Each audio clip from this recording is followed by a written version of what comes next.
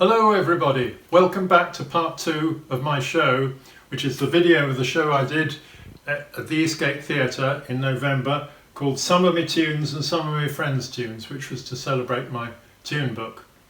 The Friends of the Eastgate have put together an amazing programme of different, very varied videos, and I would encourage you to have a look at them because this is only one of the many things on the site, on the YouTube channel, and there's going to be more each week. This show would never have happened if it hadn't been for the Eastgate Theatre, and I do encourage you, if you enjoy this, if you enjoy anything else, do consider giving a gift to the Just Giving campaign. You can see that on the website. Anyway, settle yourselves down, turn down the light, and I think they're just about to come on stage. Enjoy the show.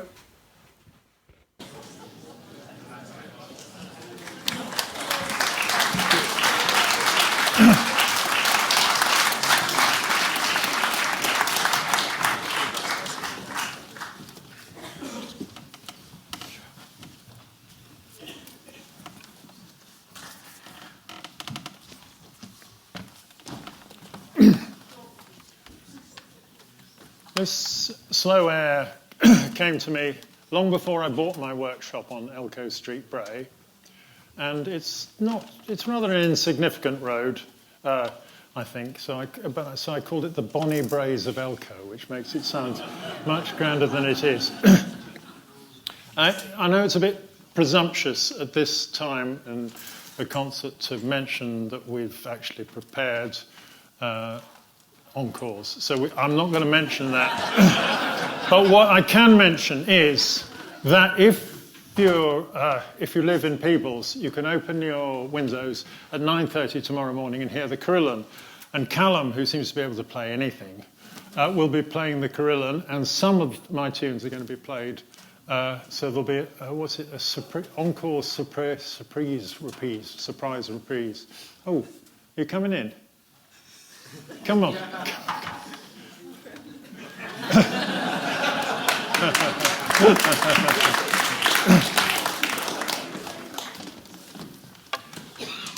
So yeah, we'll start with this tune. I think that's it.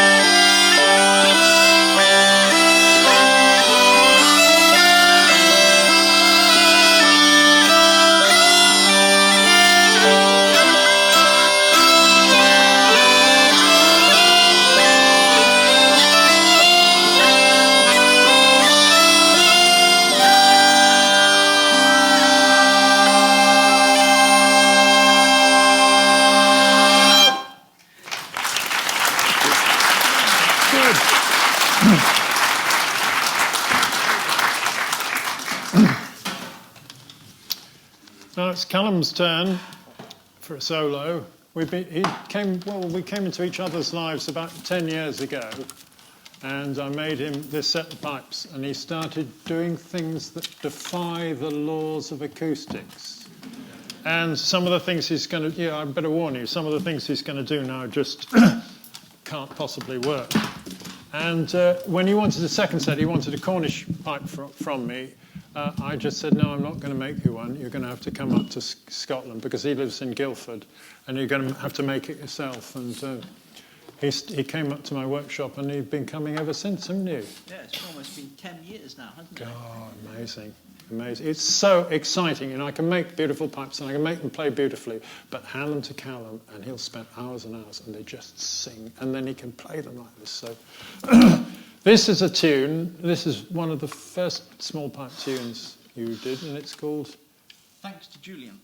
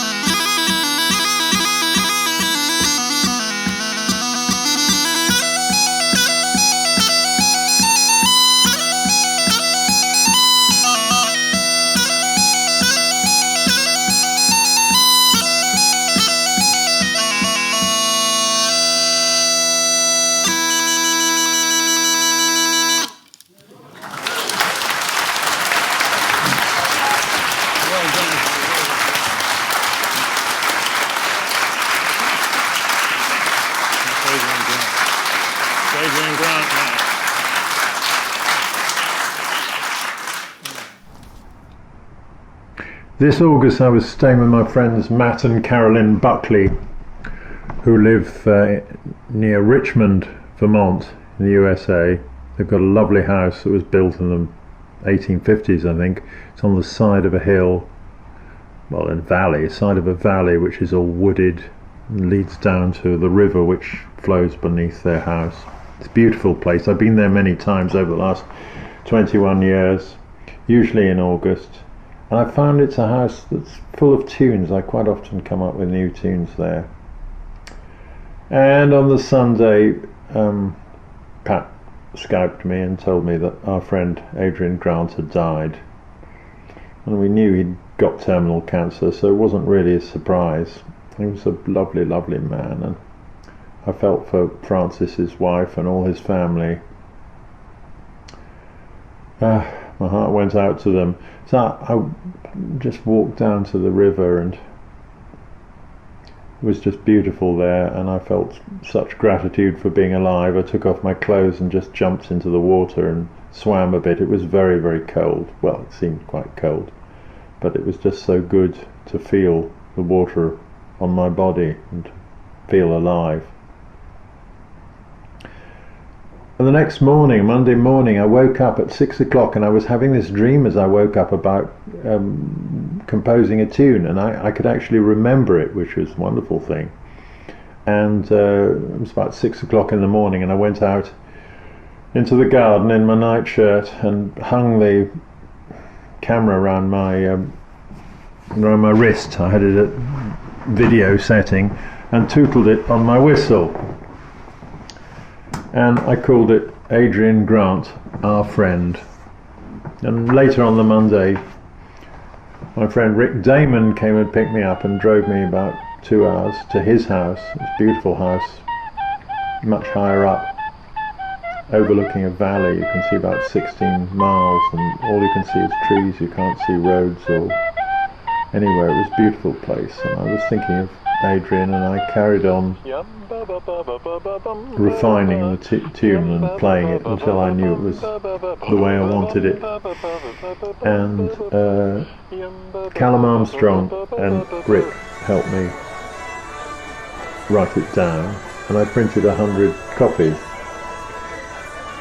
I was on my way with Callum to the Piper's Gathering, which is an event I've been going to for 21 years in one form or another. It used to be in Vermont, it's now moved down to Connecticut, and it's a beautiful retreat centre in Litchfield. I think it used to be a nunnery. It's in Litchfield, Connecticut. And when I was there, I was showing off my pipes and giving out people copies of this tune and telling them about Adrian. No one knew who Adrian was, but a lot of people had lost loved ones, wives and loved ones, and children as well, and I had quite a lot of conversations about that. And on the Sunday evening concert, I led a procession in playing it. We had some rehearsals. Some of our friends had rehearsals of the tune, and then I led a procession into the concert. And then I said a bit about Adrian and about loss and gratitude for life. After the concert we went downstairs and we had a lovely time playing the tune over and over again and processing around the room. I was thinking about Frances and her family while I was doing that, and thinking about the tune and wondering whether Adrian Grant, our friend, the tune will be played who knows when. Who knows, but his name may live on. Adrian Grant, our friend.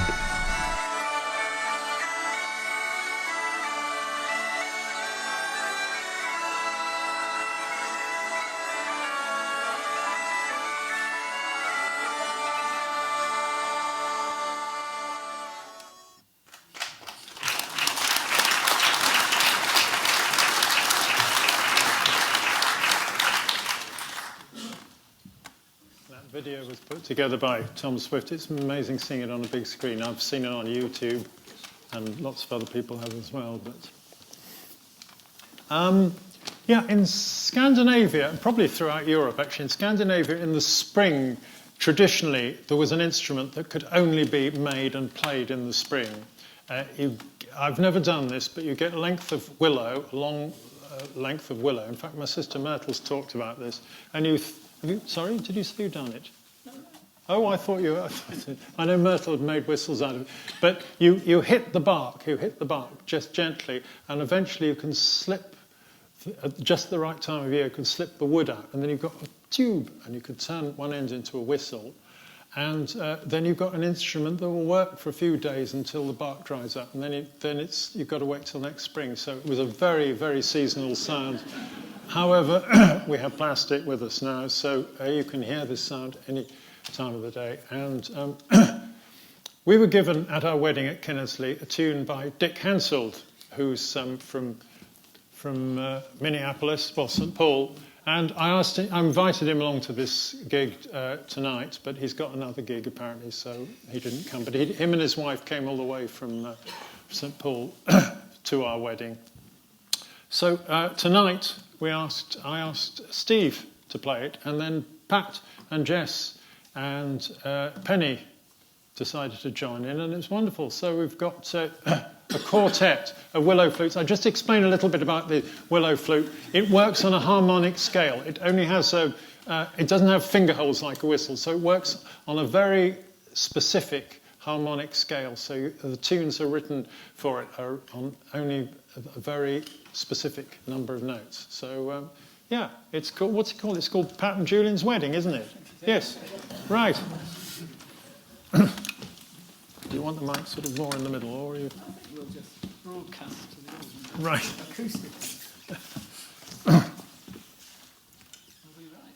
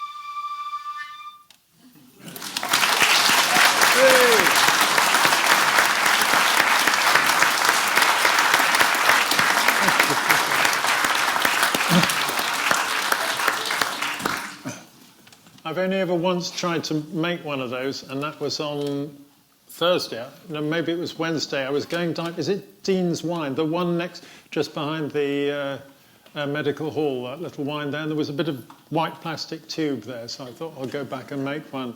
And it was quite a long piece, so Pat couldn't play it at all. She couldn't reach down there, and it doesn't play very well. So at some stage, I'm going to cut it a bit shorter and then start again and see whether my next attempt is any better.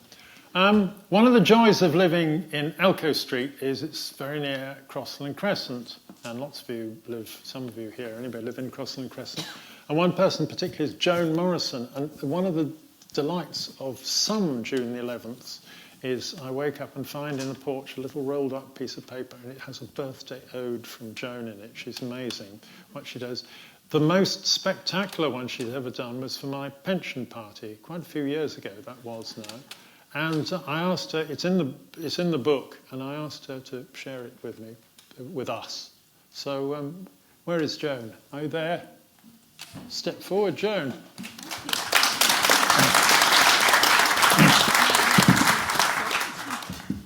Right. Cushion there. Thank you. I'm not used to these things either, but hey, let's do it. And you're going to... Yeah. Well, hello everybody. It's a great honour. I'm so honoured that Julian has asked me here to do this wee story for you, which conveniently arrived in rhyme just in time for his pension day birthday.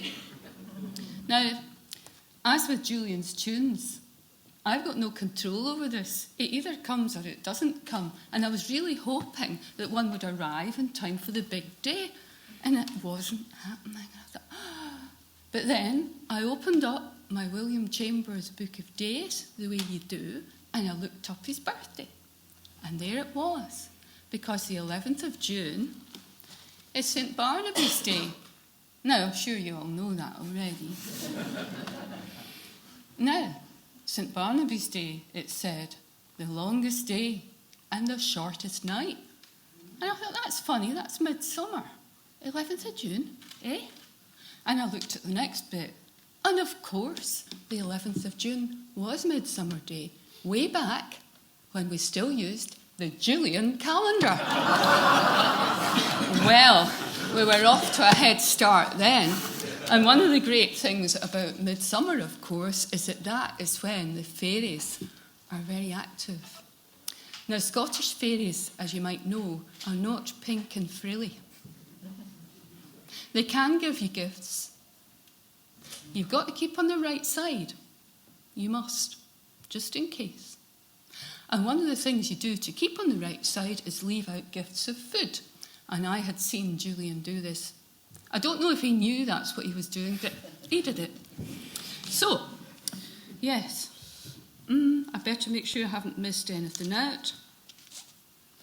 Well, here it is. Midsummer Pipes, the man, the myth and the magic. I sing of Julian Goodacre, celebrated bagpipe maker, good in word and good in deed, and good at making bagpipe reeds. He makes them out of yoghurt pots, believe it or believe it not. I told this story at the time when Julian was 49.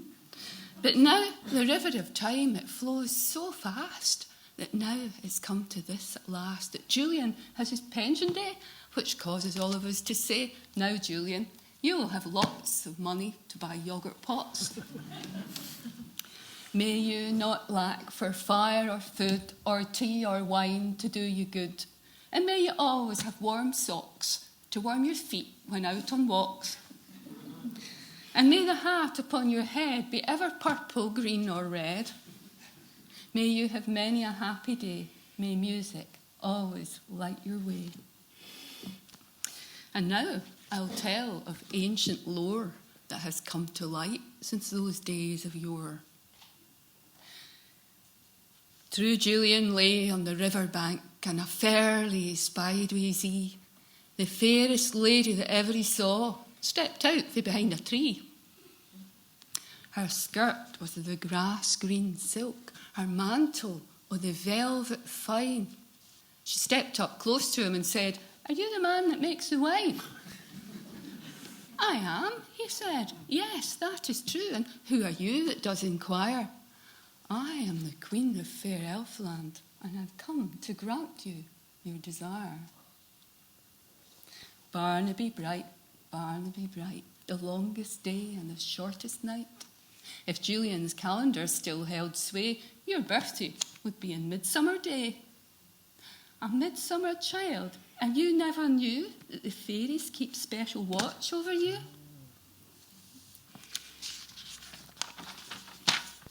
Remember, last midsummer time, you left outside your finest wine and lovely bread, which we can't make, of which we freely did partake. And then you played your pipes so sweet, we felt your music in our feet. We drank, we danced the night away until the morning brought the day. You gave us gifts by the rule of 3. Now you shall have a gift from me. So, Julian Goodacre, what will it be? The stories of pipers in fairy hills. They go in there and learn amazing skills. They come out in what seems like a night and a day, and forever after, they're able to play the most beautiful chanters, the sweetest notes that they learned in the land that time forgot. I could grant you kisses 3. You could come to fair Elfland with me. Though that Thomas the Rhymer's still about, I wish he'd go home. He's wearing me out. 7 centuries on and he never misses. At the crack of dawn, I get tea and kisses. Then he's harping and carping to one and all. Should I really be kissing musicians at all? Kisses from me are not given to many, but it seems as if you don't want any. Oh no, Julian says, now don't take it like that. It's just that it wouldn't be fair to Pa. World peace is what I wish to see. Could you do it? Could it be? The elven queen stood very still. True, Julian, I cannot cure that ill. It's far beyond the power of the elf. I've no power over others, only over myself. Creating more music's the wish of my heart, but it's not fair to do it by magical art. But there's one thing a bagpipe maker needs, the secret of making excellent reeds. Oh well, if that's all you really need, I can show you a way to make wonderful reeds. And now, a penny for your thoughts. And she handed him 7 yoghurt pots.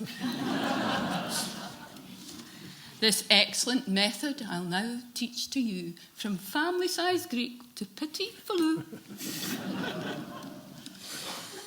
So she taught him the art of the yoghurt pot reed, and soon he was knocking them out at speed. And for those who doubt the truth of this, and think I might be taking the mickey, or for those who think it can't be true, what she told to him, I will now tell to you. Pay heed and listen to what I say, or those magical sounds could just vanish away. Those beautiful notes will quickly fade if you ever use pots that can biodegrade. Now time and tide, whate'er betide, those beautiful reeds have been tested and tried. I have heard them, and so have you, and we know their notes are sweet and true. Now, every year at midsummer time, he leaves out wee tiny glasses of wine, and whether or not they're actually seen, the fairies return to his garden green. And at midsummer night, believe it or not, they dance to the sound of his yoghurt pot. Now, there's many a gift in the fairies' power, and you never know the day or the hour when the elven queen might be coming your way. So, be kind to the fairies on Midsummer Day.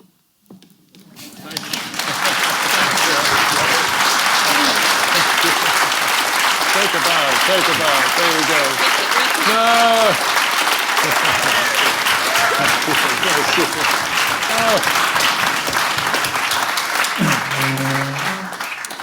Every word is the word of truth. Yes. So, it's Andy's tune for our wedding.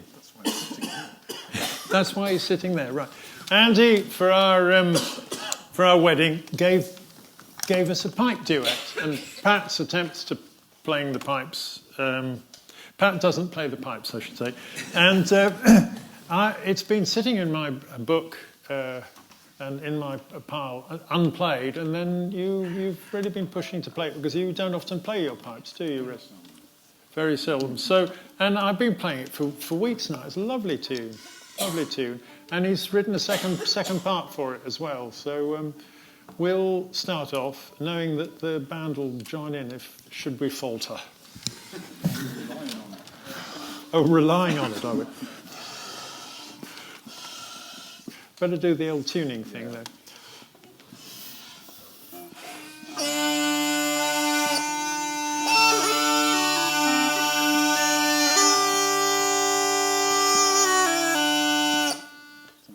Sounds okay?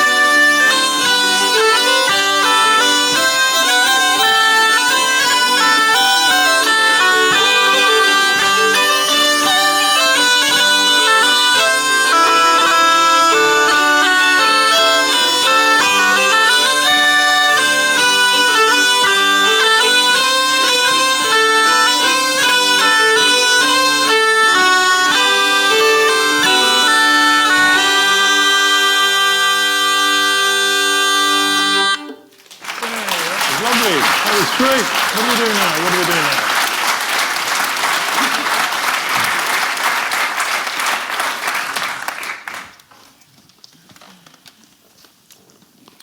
Well, we're coming to the last number. And there are a lot of people I want to thank for this evening. Caroline, who as soon as I talked, Caroline Adam, the director of this wonderful place, as soon as I talked about it, was really, really encouraging. And when I told her about this theatre and didn't know what to do with a toy theatre, she really wanted it out and on display.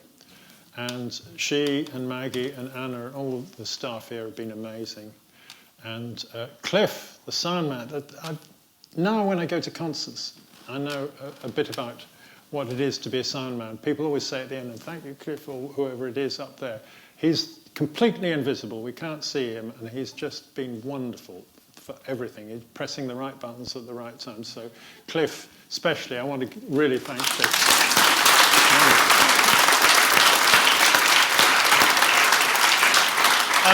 And my band is just wonderful. Steve and Andy and Pete and Callum and John Francis, you've all been yesterday the practice was just amazing. They all sort of pulled together and it's been wonderful. And I look forward to playing again with you. It's just very, very special. So thank you. Thank you.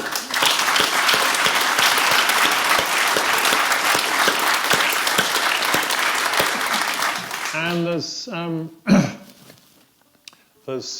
Pat and Jess and Penny. And you saw, Penny, you came up playing the cabasa, and I never even sort of credited you, but thank you very much. Wonderful. And yeah. And Joan, thank you so much for doing that. That's great. I've been doing this for 40 years. In the book it says 30 years, but I realised Golden Kettering was 40 years ago. And for me, now, it doesn't feel anything particularly special. It doesn't, and Pat's quite used to it. You know, I suddenly say, I've got a tune, and I disappear into another room with a whistle on a recording device and record it. And I've been doing this, and as I say, these tunes come to me. But the thing I want to talk about is, and it was my brother John who first tipped me off into this, the real enemy, you almost call it an enemy, is the critical mind, John always said, when you come up with a tune, don't get critical about it, don't think about it, just do the best you can with the tune.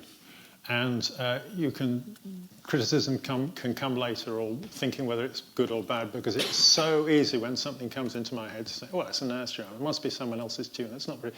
And all this fear comes in, fear of ridicule, and you shoot yourself in the foot right from the start with that. And it's not just about making music, it's about anything creative that you want to do.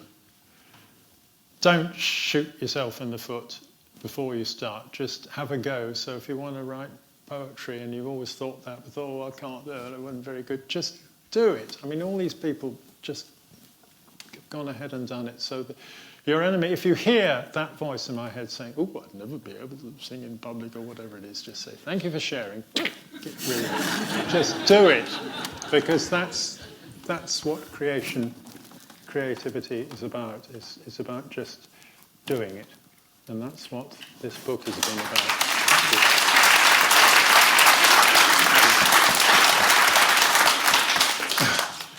Now, we've got one more number, as I said, and I need to set gaps. Can I have a D? Have you got a good D in there?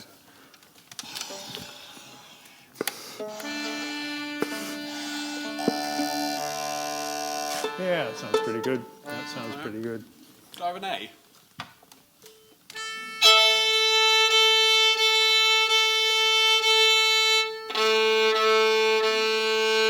He's got all the notes. You've got all the notes. Does anyone else want another note?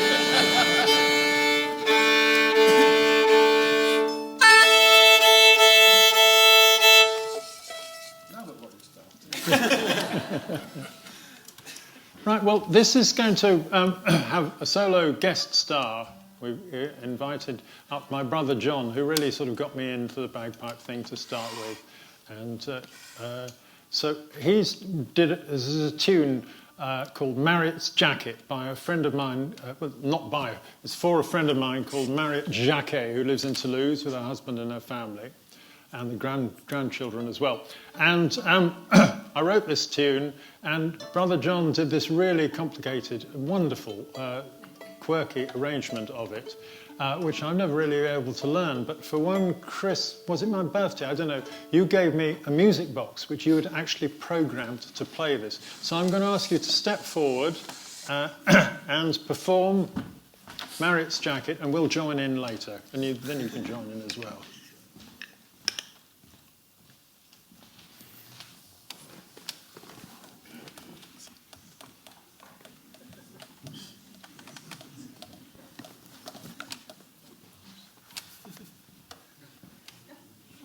I wrote this originally for Goodacre brothers. Julian never really learnt his part, so I thought I'd try mechanical technology to teach him.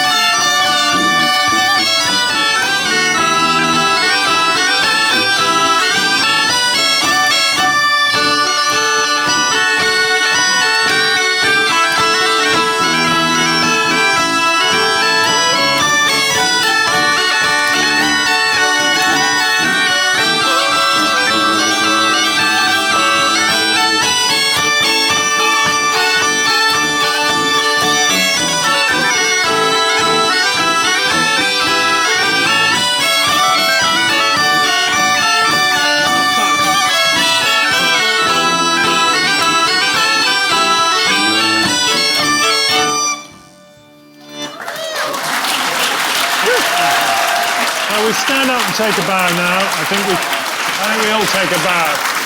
Come on. Who wants to come up?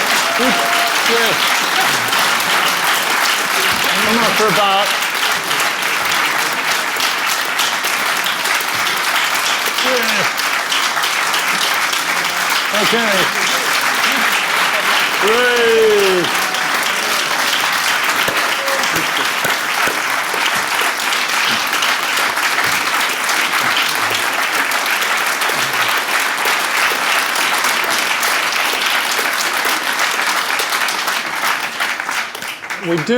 We do, I think, just have time for a couple of little things. So if you'd like to take your seats again. And thank you. We'll have you up again here. Right. What do we do? We'll get, what are we playing this on? Wit Well, yes.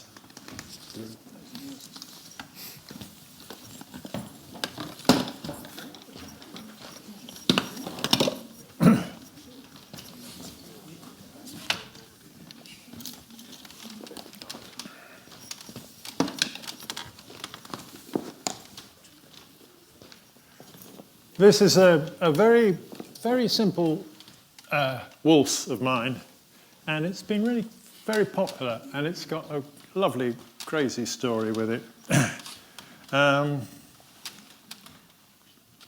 Wit Well, it's called the Wit Well Wolves, and does anyone know Wit Well?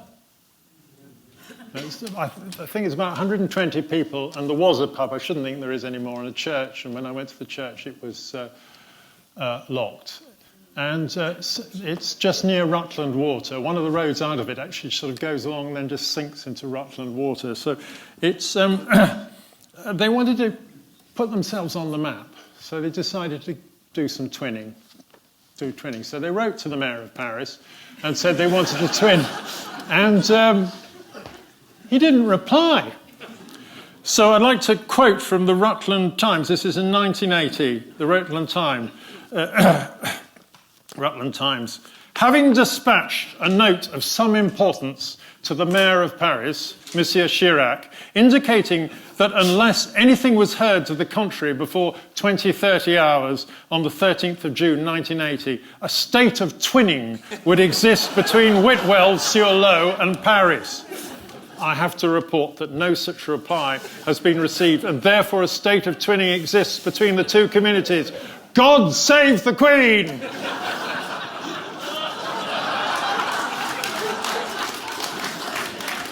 It was up there for ages. It was up there for ages. That. How many times are we playing it? We're playing 5 times.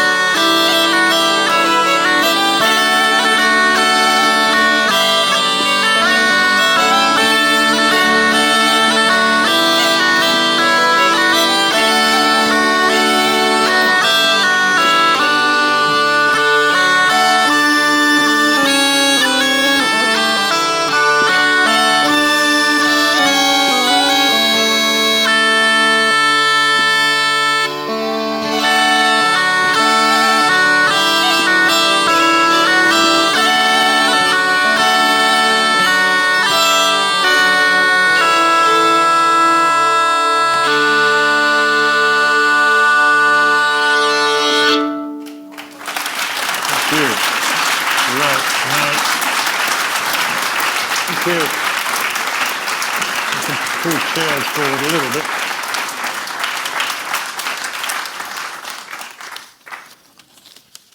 Well, Pat talked right at the beginning about Polska, about her obsession about Polska, and I never really got the music. The pulse in it is very strange. The beat isn't kind of regular, but the beauty of the dance is just amazing, seeing it danced. And when she took me to Sweden, we went to 4 big dances, I mean massive halls. They seemed about as big as the Borough Hall.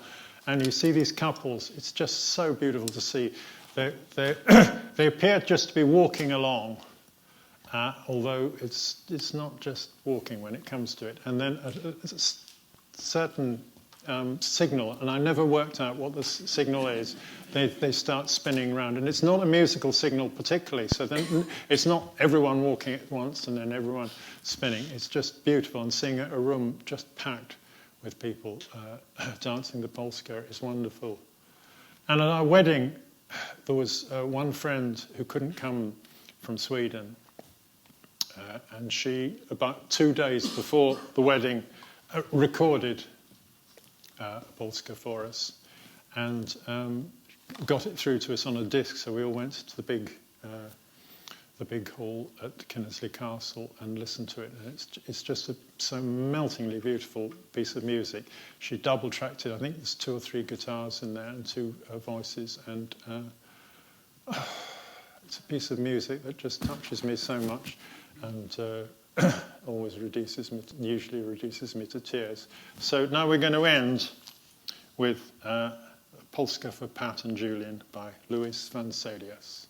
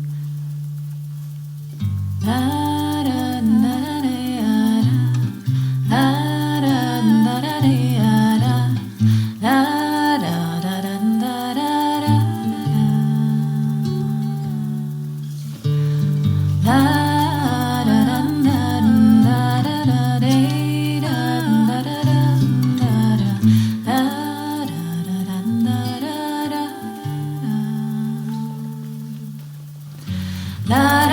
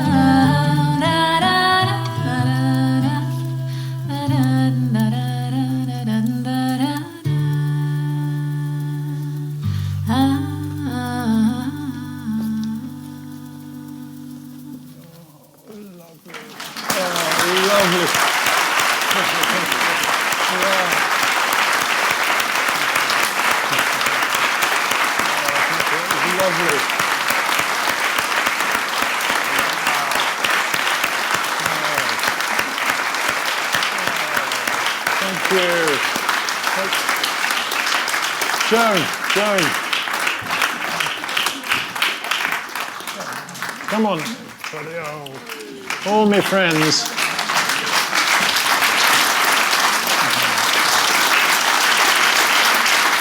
Sorry? Yes, 1, 2.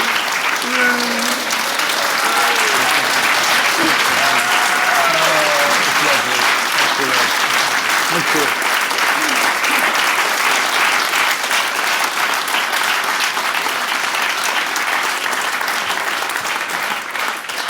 Thank you to all my friends and my family, and thank you all for coming tonight. And thank you to you.